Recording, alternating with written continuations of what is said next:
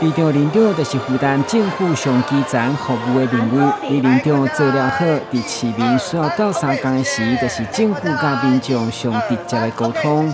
今年特优的里长、职优的民政人员甲资深的李领导总共144位，有里长做超过40档的，上资深的领导则是60档，拢相当无简单。由市长黄伟哲亲自颁奖表扬。做50档，咱上资深的里长做44档啊，这拢是非常不简单的代志。我们祝福也感谢，充满了谢意，也希望里长虽然退休，希望不要退休了，不要退休，继续来为市民朋友服务。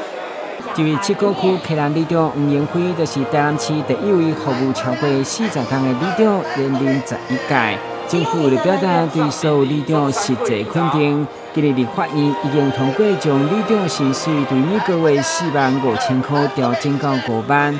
民政局表示，今日受表扬的每一位，拢是出尽地方自治甲守护社会安定力量，对啊市府嘛进一步得到重要的肯定。